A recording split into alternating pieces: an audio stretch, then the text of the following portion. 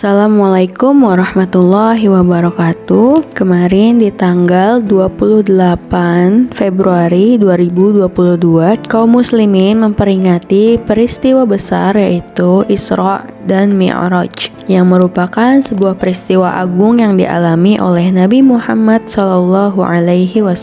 Peristiwa ini terjadi setelah kesedihan yang dialami oleh Rasulullah SAW, yaitu sulitnya dakwah beliau karena ditentang dan ditolak oleh penduduk Taif. Juga meninggalnya paman yang beliau cintai, yaitu Abu Thalib, dan disusul oleh istri tercinta beliau yaitu Khadijah radhiyallahu anha. Isra dan Mi'raj merupakan sebuah perjalanan dahsyat yang ditempuh dalam satu malam saja. Perjalanan Nabi Muhammad SAW ini ditemani oleh malaikat Jibril dan juga hewan tunggangan yang sangat cepat bernama buruk. Buruk merupakan hewan putih yang panjang, lebih besar dari keledai dan lebih kecil dari bagal. Buruk ini tunggangan yang sangat cepat.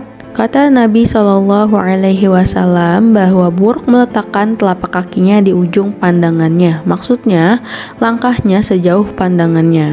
Beliau menunggangi buruk ini dari Makkah menuju ke Baitul Maqdis atau ke Al-Aqsa. Lalu beliau mengikatnya di tempat untuk mengikat tunggangan para nabi. Kemudian Rasulullah masuk ke masjid dan sholat 2 rakaat. Setelah itu Jibril datang kembali dengan membawa bejana berisi khamar dan bejana berisi air susu. Lalu Rasulullah SAW diminta untuk memilih dan beliau memilih air susu.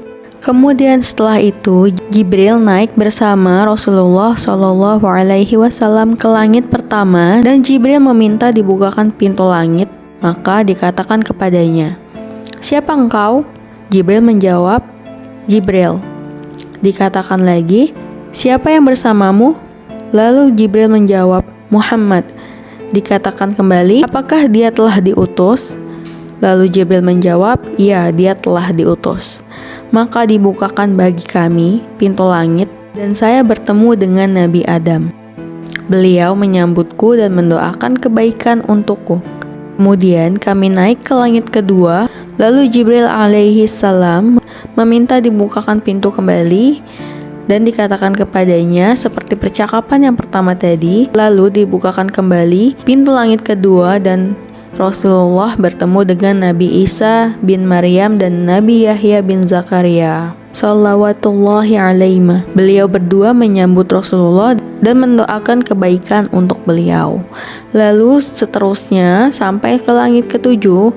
Di langit ketiga Rasulullah bertemu dengan Nabi Yusuf alaihi salam yang beliau telah diberikan separuh dari kebaikan wajahnya, yaitu ketampanan. Lalu di langit keempat beliau bertemu dengan Nabi Idris alaihi salam. Dan di langit kelima beliau bertemu dengan Nabi Harun alaihi salam. Di langit keenam beliau bertemu dengan Nabi Musa alaihi salam. Dan di langit ketujuh beliau bertemu dengan Nabi Ibrahim alaihi salam, yang beliau sedang menyandarkan punggungnya ke Baitul Ma'mur. Baitul Ma'mur merupakan Ka'bahnya penduduk langit. Jadi setiap hari masuk 70.000 malaikat yang tidak akan kembali lagi.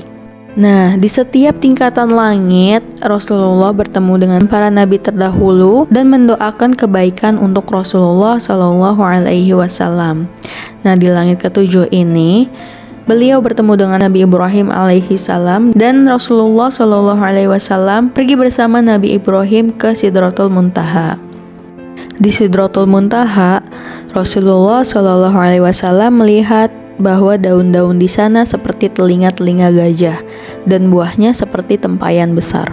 Rasulullah SAW berkata bahwa tidak ada seorang pun dari makhluk Allah yang sanggup menggambarkan keindahannya. Setelah sampainya di sana, Allah mewahyukan kepada Rasulullah SAW bahwa Allah mewajibkan kepada Rasulullah SAW juga kepada umatnya 50 sholat sehari semalam.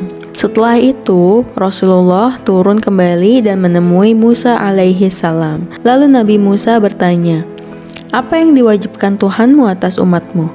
Lalu Rasulullah menjawab, 50 sholat. Lalu Nabi Musa berkata, "Kembalilah kepada Tuhanmu dan meminta keringanan, karena sesungguhnya umatmu tidak akan mampu mengerjakannya. Sesungguhnya saya telah menguji dan mencoba Bani Israel." Lalu Rasulullah Shallallahu Alaihi Wasallam pun kembali kepada Allah dan dia berkata, "Wahai Tuhanku, ya Allah, ringankanlah untuk umatku." Maka dikurangi menjadi 5 sholat. Kemudian Rasulullah Shallallahu Alaihi Wasallam kembali kepada Musa dan berkata, "Allah mengurangi untukku 5 sholat." Dan dia berkata, "Sesungguhnya umatmu tidak akan mampu mengerjakannya. Maka kembalilah kepada Tuhanmu dan mintalah keringanan." Maka terus-menerus saya pulang balik antara Tuhanku Tabaraka wa Ta'ala dan Musa alaihi salam sampai pada akhirnya Allah berfirman, "Wahai Muhammad, sesungguhnya ini adalah 5 sholat sehari semalam. Setiap sholatnya mendapatkan 10 pahala, maka semuanya 50 sholat. Barang siapa yang meniatkan kejelekan lalu dia tidak mengerjakannya, maka tidak ditulis dosa baginya sedikit pun. Jika dia mengerjakannya, maka ditulis baginya 1 kejelekan." Kemudian Rasulullah Shallallahu Alaihi Wasallam turun sampai kembali bertemu dengan Musa alaihi salam seraya beliau menceritakan hal ini kepadanya. Lalu Nabi Musa berkata, "Kembalilah kepada Tuhanmu dan mintalah keringanan." Maka Rasulullah berkata, "Sungguh saya telah kembali kepada Tuhanku sampai saya pun malu kepadanya." Kisah ini diriwayatkan di hadis riwayat Muslim nomor 162. Jadi dari serangkaian peristiwa Isra dan Mi'raj kita dapat memetik beberapa faedah penting. Yang pertama merupakan sebuah tanda kebesaran dan kekuasaan Allah Azza wa Jalla yang telah memampukan Rasulullah Shallallahu Alaihi Wasallam melakukan perjalanan Isra dan Mi'raj. Yang kedua menunjukkan bahwa keutamaan Nabi Muhammad Shallallahu Alaihi Wasallam di atas seluruh para nabi terdahulu. Yang ketiga betapa mulianya amalan sholat dan Allah mencintai hamba yang mengerjakannya.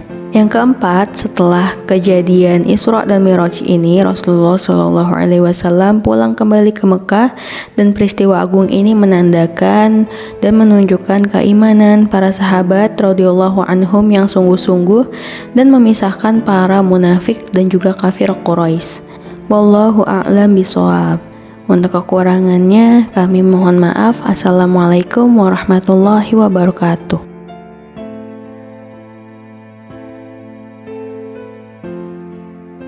Pastikan untuk like, subscribe, aktifkan lonceng notifikasi, dan share ke teman-teman kalian.